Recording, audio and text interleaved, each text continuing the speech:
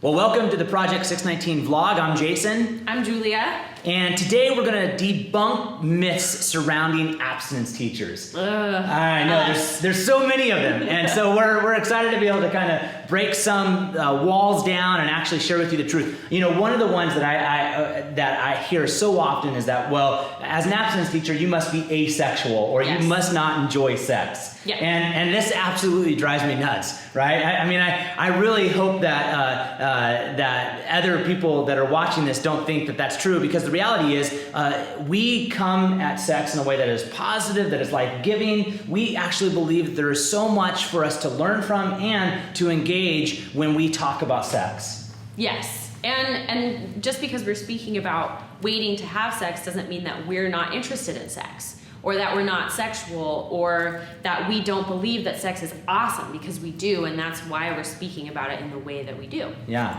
I totally 100% agree. The other aspect is that we're cosmic killjoys. We come in to a church or a classroom, and our goal is to be a cosmic killjoy. Yeah, that we just want to put everybody in this tiny little box of having no fun ever because we don't want them to have sex. And it's like, no, we actually want you to have sex in a way that's actually going to bring about a lot of joy and a lot of freedom. Yeah. And I think that that's something that's so important and so often lost, is that this really is a message, the one of abstinence, of choosing to wait, that can actually be life-giving. It actually can be one that brings much freedom. We just don't always engage in it that way. What about this one, that we don't like to give medically accurate information? Yeah, that abstinence teachers are notorious for giving medically inaccurate information just to get their point across.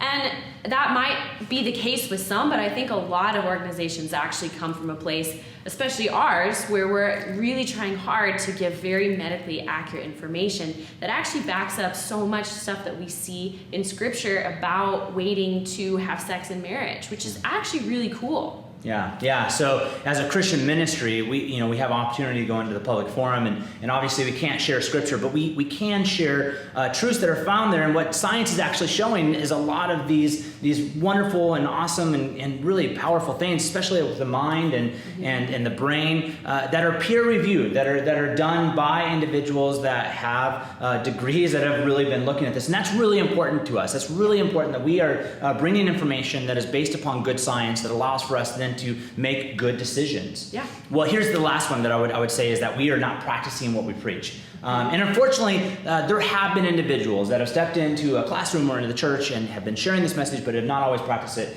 But I would say that a large percentage of individuals that are doing this are practicing what they preach. Would you agree? Yeah, I would definitely agree with that. A lot of our speakers who go into the schools are married, so they definitely get to practice what they preach.